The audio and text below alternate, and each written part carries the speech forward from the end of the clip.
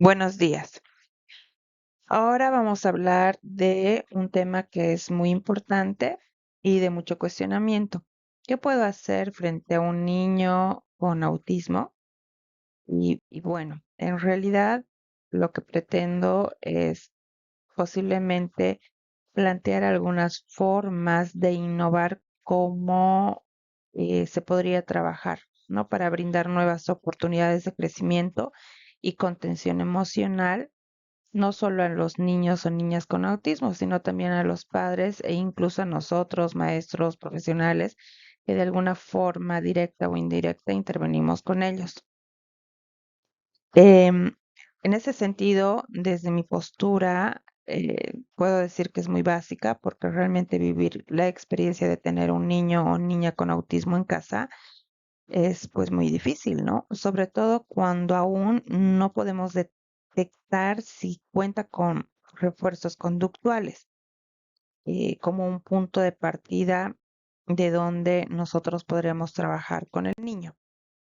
En este sentido, las experiencias de las familias son las que nos enseñan a comprender cómo se alertan sobre el algo que no está bien, sobre aquello que decimos no está de acuerdo al desarrollo normal.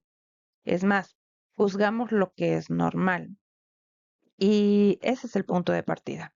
No hay un normal, más bien es verlo como la presencia de condiciones que hoy en día pueden ser muy comunes, que los problemas de salud mental a nuestros tiempos de post-pandemia y de uso de la tecnología más frecuente y vivir un mundo acelerado, hace que tengamos cada vez más presencia de niños con dificultades diversas, de descontrol emocional y conductas desafiantes.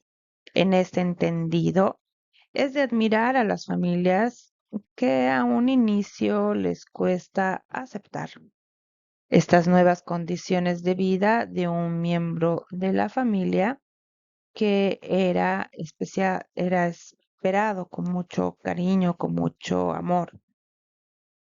Pero realmente cuando todo el sistema familiar cambia sus hábitos en favor de generar estabilidad emocional que permite el desarrollo adecuado en los niños que puedan tener tener autismo o sospechas de autismo, es verdaderamente admirable.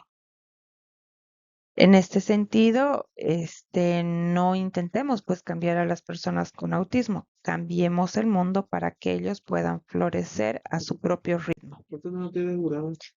Y es a las familias a las que debemos contener. Lo bueno y lo lindo que están asociadas. Y sí, se buscan entre ellos porque saben lo difícil que es. Pero una vez que se atraviesa el umbral y se reconoce la situación, son fuertes, luchones y hasta testimonios de los retos y desafíos que atraviesan, bajones y por supuesto los logros. Porque en el caso del autismo, todo, pero todo debemos verlo como un logro. ¿Qué es en este sentido entonces la regulación emocional? Se puede pensar o se puede entender que es la habilidad de manejar y responder a nuestras emociones de manera adecuada. Esto incluye reconocer nuestras emociones, entender por qué las sentimos y manejar nuestras reacciones. Pero obviamente en el autismo esta habilidad puede ser un reto debido a las dificultades de reconocer y expresar justamente estas emociones. En este sentido, cuando hablamos de la regulación emocional, es prácticamente pensar cómo enseñarles sobre las emociones y cómo manejarlas para que puedan intervenir o interactuar de forma más positiva en su ambiente. Regular las emociones implica saber reconocer que los niños con autismo se frustran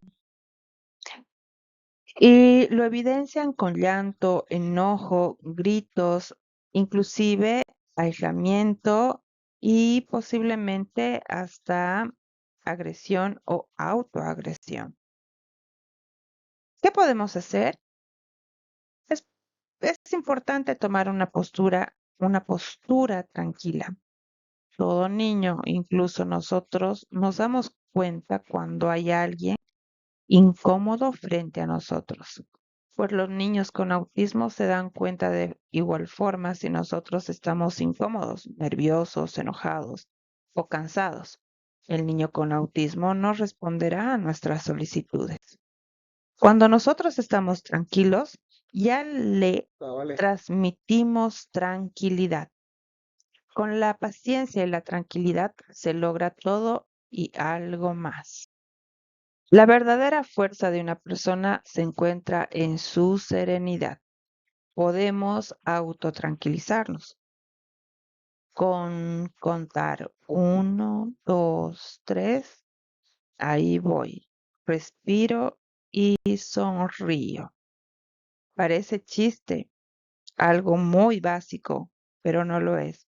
Nuestra vida subsumida en nuestros propios problemas muchas veces hace que nos olvidemos de cosas tan sencillas como esta: sonreír. La importancia en los niños con autismo radica en que a menudo enfrentan desafíos en la comprensión y en la expresión emocional. Entonces, desarrollar las habilidades de regulación les permite manejar mejor el estrés, la capacidad de socialización y obviamente esto reduce los comportamientos problemáticos. Al trabajar con su regulación emocional, podemos ayudarles a tener un día a día más equilibrado y satisfactorio, facilitando sus interacciones y su adaptación en diferentes entornos. Pero, ¿por qué sonreír es tan importante? Sonreír es un acto biológico, social y simbólico que trasciende culturas. Funciona como un lenguaje universal y conexión humana, herramienta terapéutica y de reflejo de la complejidad emocional. Muchas veces nos hemos olvidado sonreír, ser empático, relajarse. Sonreír es una expresión facial que implica curvar los labios hacia arriba y en muchos casos mostrar los dientes, asociada a emociones positivas como la alegría, la felicidad, satisfacción y o amabilidad. En una dimensión emocional, la sonrisa es una expresión de bienestar y que refleja alegría, gratitud o paz interior. Y lo novedoso que hoy diré, o esa es mi intención, es que sonreír es una herramienta de regulación. Estudios indican que sonreír, incluso de forma voluntaria, activa la liberación de endorfinas, hormonas del bienestar y de la reducción del estrés. Las dificultades específicas en los trastornos del espectro autista pueden enfrentar diversas dificultades en cuanto a la regulación emocional. Algunas de estas dificultades incluyen la incapacidad para identificar y nombrar sus emociones, reacciones desproporcionadas a situaciones cotidianas y dificultades en la empatía hacia los demás. Estas condiciones pueden llevar a altos niveles de ansiedad y comportamientos desafiantes. Comprender estas dificultades es el primer paso para ayudar a los niños a superar estos obstáculos. Ojo, eso es para nosotros los que practicamos, pero debemos saber que el niño con cualquier cosa mínima que haga y sonríe, ya logramos algo. Es un buen camino. En la dimensión social, la sonrisa es un elemento de comunicación no verbal. Es un código universal reconocida en todas las culturas como señal de amistad y aprobación. Aquí ocurre un efecto muy importante y es que es contagioso. Sí, la sonrisa contagia. Provoca respuestas positivas en otros, facilitando conexiones interpersonales. ¿Qué estoy diciendo con esto? Es que seamos serios en tanto responsables de nuestras acciones. Pero con el niño con autismo sonrían, porque así generarán conexión. Ahora bien, todo con cuidado y medida. Y es que la sonrisa es una forma de expresar emociones. Pero ¿qué pasa con los autistas? Tienen dificultades para identificar sus emociones. No saben expresar y en ocasiones nos cuesta entender. ¿Qué trata de decir? Un niño con TEA puede sentir una intensa agitación interna sin comprender si es frustración, miedo, tristeza o confusión. Esta falta de claridad puede intensificar la emoción. ¿Qué podemos hacer? Enseñarle el uso de pictogramas. Es una herramienta muy bonita y poderosa. Se muestra de forma anticipada en el momento que yo, como persona que interviene en favor del desarrollo, identifico su emoción alegría. Le muestro el pictograma de sonrisa y le digo, contento. Sí, que está tranquilo. Si está enojado, le diré, le muestro el pictograma de enojado y le digo enojado.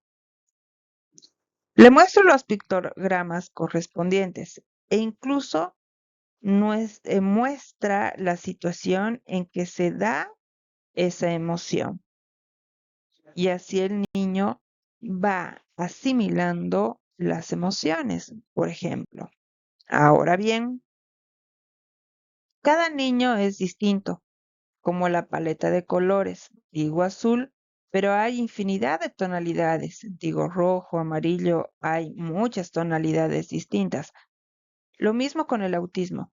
Digo, tiene autismo, pero su intensidad y características serán distintas a las de otros con el mismo diagnóstico. Por eso, presentan expresiones atípicas de las emociones. Las pueden manifestar de formas inesperadas, con vocalizaciones inusuales, movimientos repetitivos intensificados o estereotipados, o cambios bruscos en el comportamiento que parecen desproporcionados a la situación. ¿Qué hago? Acompaño, sí, de cerca, no se burle, en silencio, para que el niño logre conectar y quedar en el estado inicial. Emitir suavemente frases como todo va a estar bien, tranquilo, ya pasó, silencio, estar ahí a la espera del cese de estas conductas. Las conductas desafiantes en muchos niños con TEA no suelen ser caprichos, como a veces pensamos, o a menudo son la expresión de una necesidad no satisfecha o una respuesta de un entorno que percibe como abrumador o incomprensible. Algunos desencadenantes comunes incluyen, por ejemplo, cambios inesperados en la rutina. La predictibilidad es fundamental. Para muchos niños con TEA, las alteraciones no anticipadas en sus horarios o actividades pueden generar ansiedad y conductas conflictivas. Por ejemplo, un niño con TEA tiene cada mañana la misma secuencia. Se levanta, se viste, desayuna tostadas con mantequilla y luego ve un episodio de su programa favorito antes de ir a la escuela. Un día su mamá decide que tienen que salir más temprano y omite el episodio del programa. El niño se pone muy ansioso, llora desconsoladamente y se niega a vestirse, ya que su rutina predecible se ha visto alterada sin previo aviso. Otro ejemplo, en la escuela. La maestra anuncia repentinamente que hoy no habrá clases de música que estaban programadas. En su lugar harán una actividad diferente en el aula. El estudiante con TEA, que esperaba con ilusión la clase de música, se frustra mucho. Empieza a golpear la mesa y se niega a participar en la nueva actividad. ¿Qué hacemos? Ya hemos hablado. Anticipar los cambios. Siempre que sea posible, avise sobre cualquier modificación en la rutina. Utilice apoyos visuales como calendarios. Y por supuesto, siempre explicar la razón del cambio. En este caso, es importante saber utilizar calendarios, unos horarios con imágenes o historias sociales para explicar el cambio. Por ejemplo, hoy no habrá programa después de desayunar. Iremos directamente al coche porque tenemos una cita médica. Explicar la razón del cambio. Muchas veces tenemos cierta resistencia al cambio. No queremos, no podemos, no reconocemos. Pero ofrecer una explicación sencilla y clara del porqué del cambio, aunque no siempre comprendan la lógica del adulto, el intento de comunicar es importante.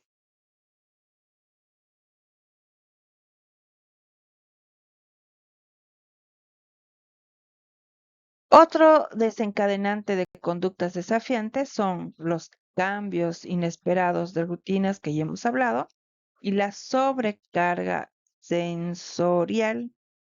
La sobrecarga sensorial podemos mencionar que en un ambiente con demasiados estímulos visuales, auditivos, táctiles, olfativos o gustativos puede ser abrumador y desencadenar una crisis.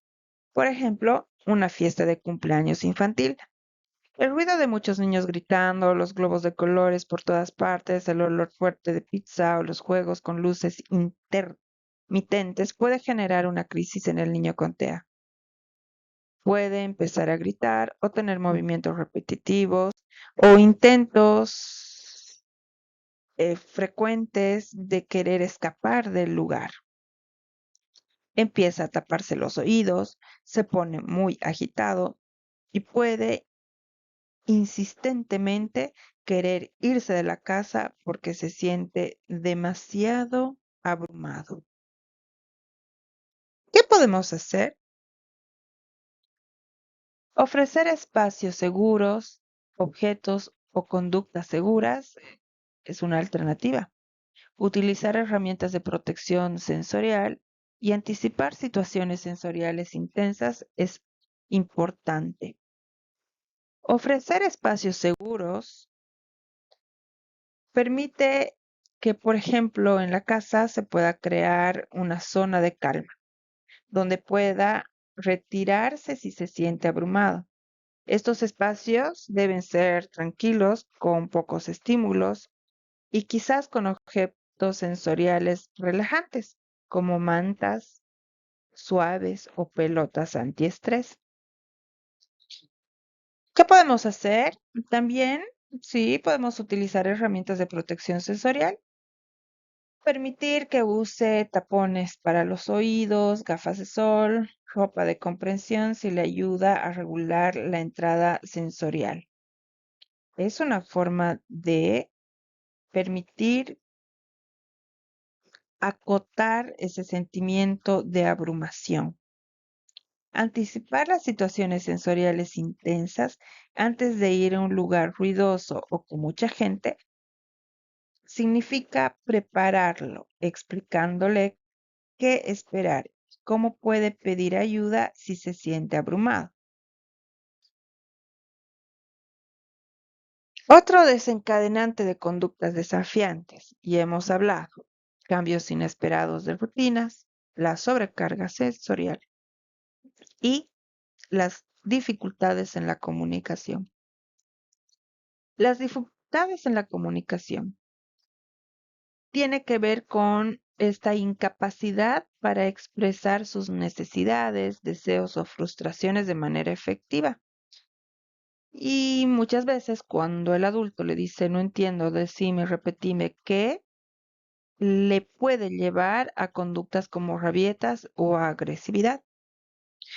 Por ejemplo, un niño con TEA quiere un vaso de agua, pero tiene dificultades para expresarlo verbalmente. Empieza a jalar a su mamá hacia la cocina y señalarle la nevera de forma insistente, frustrándose cada vez más porque su mamá no entiende lo que necesita. Finalmente puede tener una rabieta y tirar objetos al suelo por la frustración de no poder comunicar su necesidad.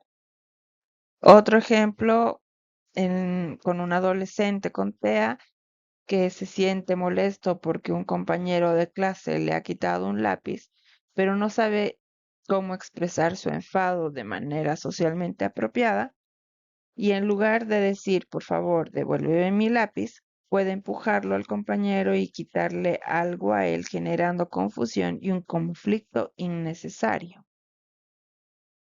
¿Qué hacemos? Y hemos hablado, utilizar apoyos visuales, ser pacientes de observar, moldear el lenguaje, enseñar estrategias de comunicación, y esta me gusta bastante, que es validar sus emociones.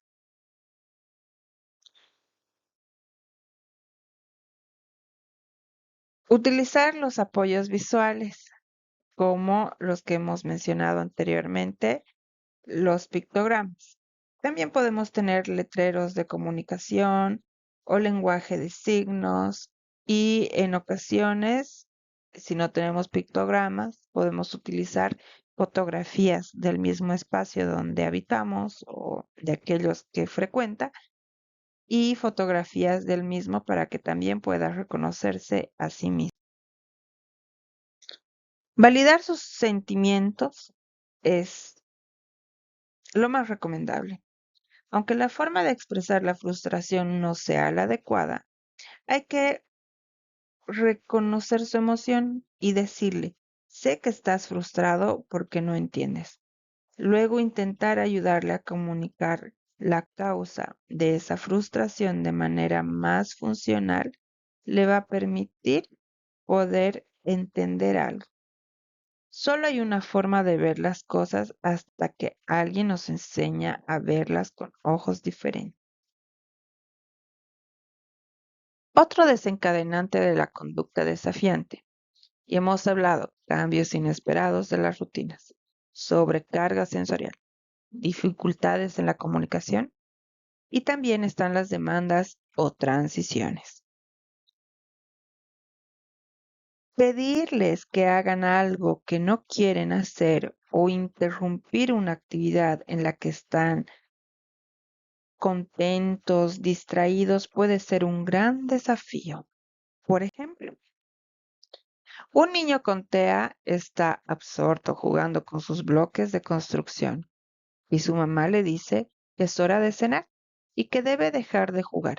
El niño se resiste mucho, llora y se niega a levantarse, ya que la interrupción abrupta de su actividad favorita le genera mucha angustia.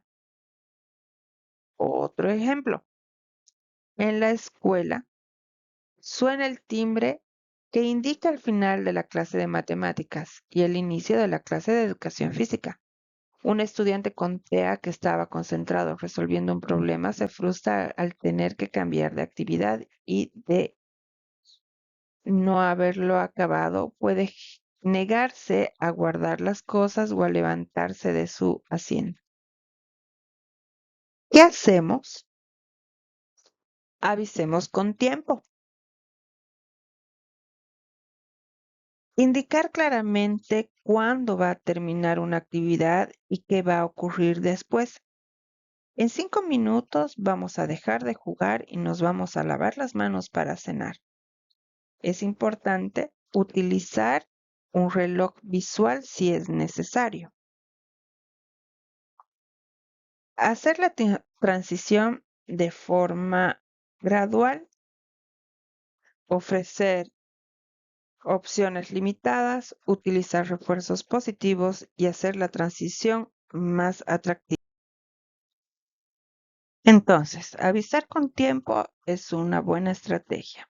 Se pueden utilizar programas, como les había mencionado, pero también hacer estas transiciones graduales, como por ejemplo decir, primero guardamos los bloques en la caja y luego nos levantamos y nos vamos a la cocina. O de repente ofrecer opciones más limitadas, como por ejemplo decir, ¿quieres dejar de jugar ahora o en 2 minutos? Sin duda, lo más importante que hace refuerzos en cualquier momento son utilizar refuerzos positivos, pero no solamente cuando estamos frente a conductas negativas que no nos agrada, porque muchas veces reforzamos de forma negativa. Está en un berrinche y para que deje de hacer berrinche le doy un dulce, cuando en realidad tenemos que reforzar aquella conducta que yo quiero que la vuelva a repetir. Entonces, se premia la colaboración durante las transiciones, elogios, pequeñas recompensas como un aplauso, una sonrisa, un beso, un elogio, ¿no? Pero inclusive estas conductas que queremos que las vuelva a repetir es las que hay que reforzar. Hacer la transición más atractiva también funciona, ¿no? Incorporar elementos lúdicos o de interés, como cantar una canción mientras se guardan sus juguetes o ir saltando a la siguiente actividad. Necesidades sensoriales no satisfechas. Algunas conductas pueden ser autoestimulatorias y ayudarles a regular su nivel de excitación sensorial. Intentar detener estas conductas sin ofrecer alternativas puede generar una frustración. ¿Esto qué quiere decir? Que otro desencadenante de conductas desafiantes son las necesidades sensoriales no satisfechas. Hemos hablado. Uno es el cambio inesperado de rutinas, dos, sobrecargas sensoriales, tres, dificultades en la comunicación, cuatro, demandas o transiciones, y cinco, las necesidades sensoriales no satisfechas. Por ejemplo, un niño con TEA tiene una necesidad intensa de movimiento. En una clase, cuando tiene que estar sentado durante mucho tiempo, empieza a moverse constantemente y se mueve las piernas, golpea el lápiz contra la mesa o a levantarse sin permiso. Estas conductas son de una forma de buscar la estimulación sensorial que su cuerpo necesita.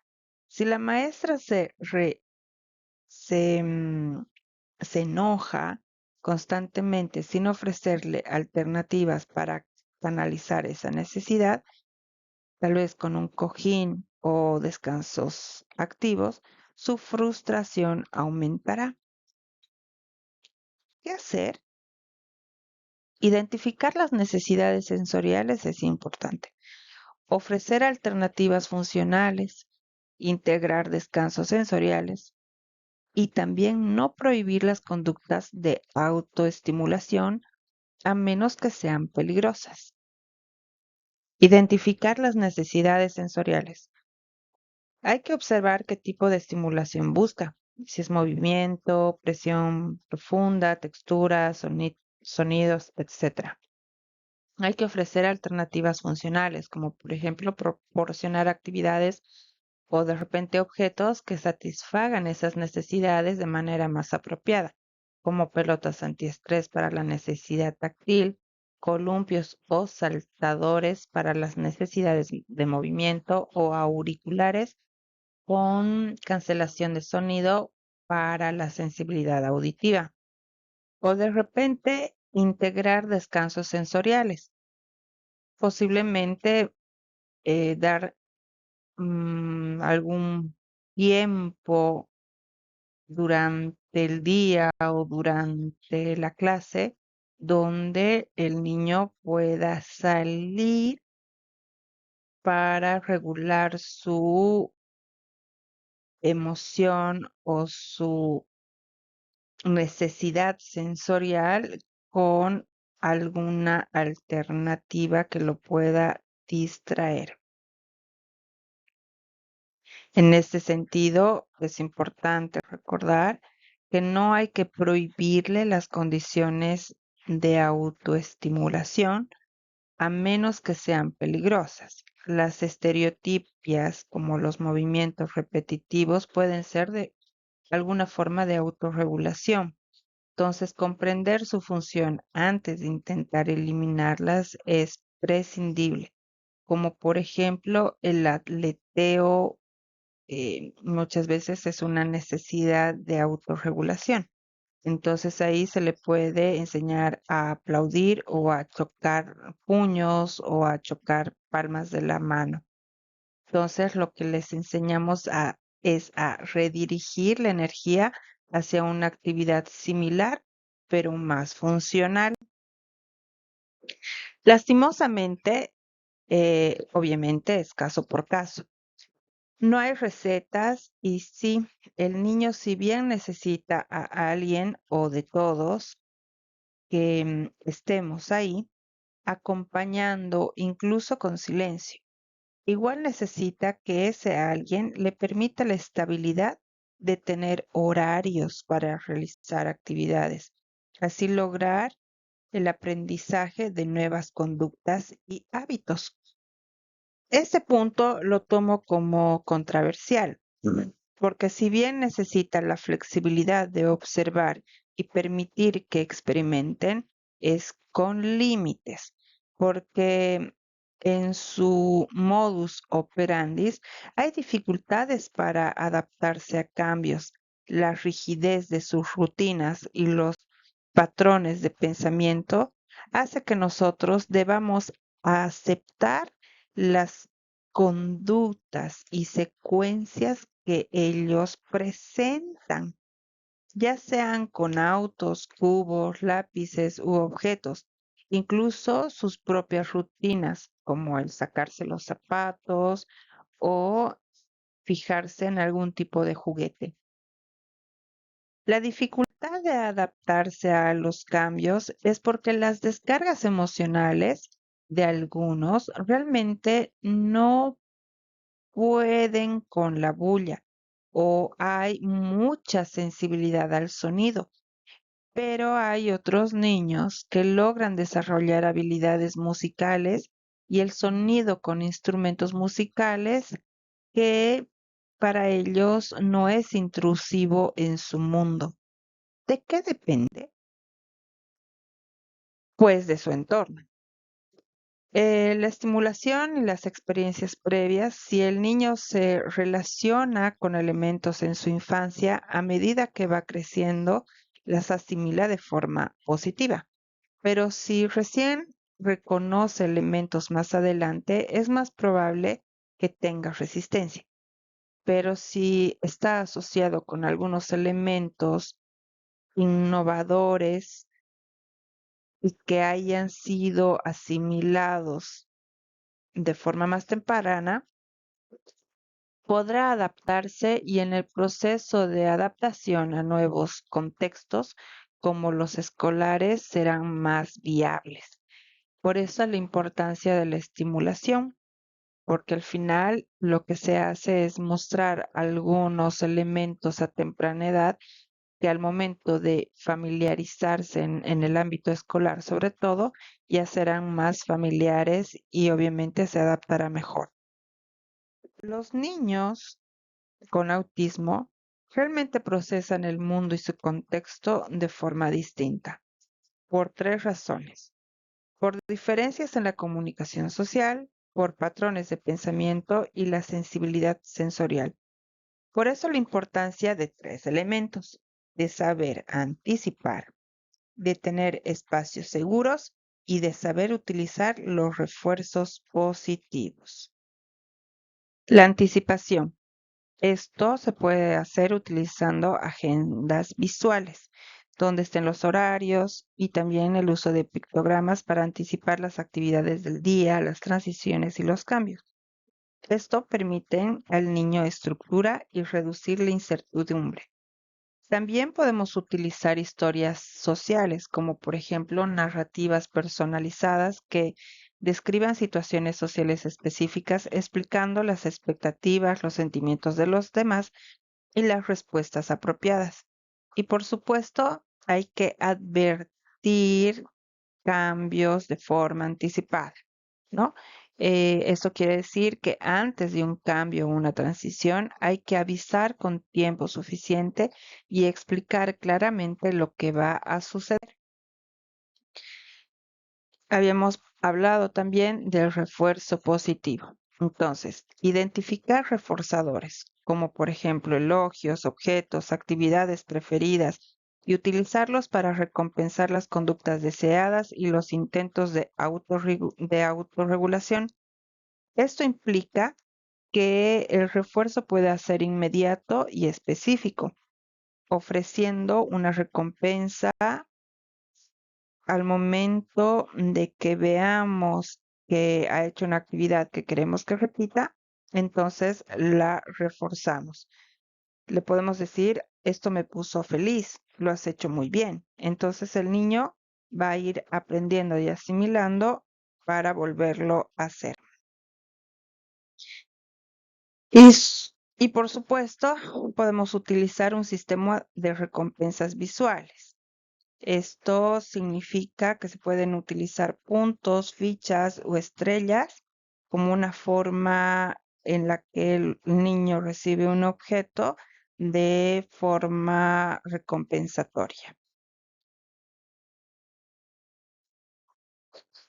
Podemos mencionar que otra de las técnicas que se cuenta son la de la relajación. No solamente es encontrar espacios seguros, que es justamente crear un rincón de calma donde el niño se pueda sentir confortable ante un momento abrumador, sino también incorporar técnicas de relajación en la rutina que pueden ser beneficiosos porque incluyen ejercicios de respiración profunda, mindfulness o yoga. Estas actividades ayudan a los niños a enfocarse y a calmar su mente, lo que les permite manejar mejor momentos de estrés o frustración. Lo que interesa es que justamente puedan concentrarse en su propia respiración y eso permite que ya vaya adquiriendo el aprendizaje de la concentración. Y ya la técnica de relajación es justamente que vaya clarificando su mente para poder controlar sus pensamientos. La regulación emocional es un proceso de aprendizaje continuo para todos y especialmente para los niños con TEA. Requiere paciencia, comprensión, consistencia y un enfoque especializado. Al comprender cómo experimentan sus emociones, identificar los desencadenantes de sus conductas y aplicar estrategias concretas de anticipación, refuerzo positivo y la creación de espacios seguros, podemos lograr que desarrollen habilidades de autorregulación, que disminuyan las conductas desafiantes y alcancen su máximo potencial. En este sentido, recordemos siempre que detrás de cada conducta hay una necesidad de comunicar algo. Hay una necesidad de que el niño quiera expresar que sabe y que puede. Nuestra tarea es escuchar, comprender y ofrecerles las herramientas para que puedan expresar eso que desean, sus emociones de manera más adaptativa y construir un camino hacia una vida más plena y feliz. Por lo tanto, podemos concluir Que la regulación emocional y las estrategias de afrontamiento son fundamentales para el bienestar de los niños con TEA. Al abordar justamente estas dificultades, podemos permitir que el niño logre tener mejores interacciones con su entorno y un futuro más brillante.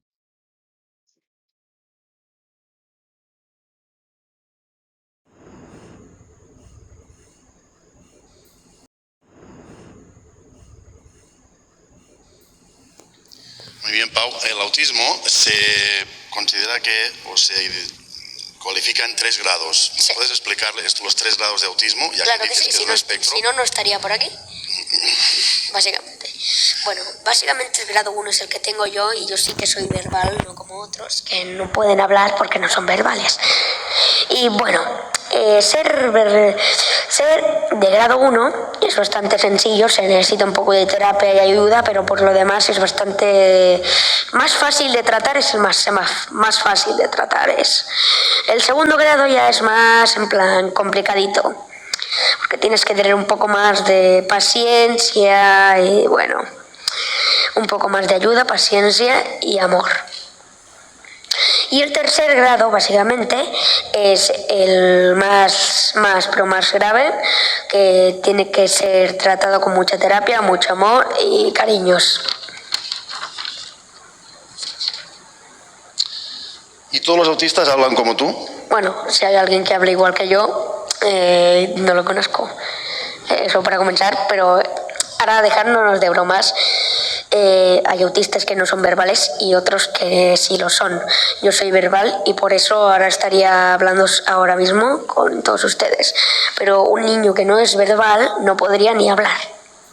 Pero se puede comunicar de alguna manera. Sí, se pueden comunicar de muchas maneras. Gestos, ordenadores, escribiendo, gritando, llorando, cualquier tipo de expresión. Acaba siendo una forma de comunicación. Ya. O agarrándote de la mano y llevándote a un sitio para que agarres algo, ¿no? Exactamente. Así es. Entonces, desde un testimonio podemos entender de que hay realmente una variedad de cómo el autismo puede ser entendido. Y tiene que ver, bueno, con esta idea que planteaban y que muchos manuales nos muestran de 3 tipos de autismo. Sin embargo, para entender el autismo no se necesitan fórmulas, más bien se necesita mucha paciencia, mucho cariño y amor, lo que este testimonio nos mencionaba.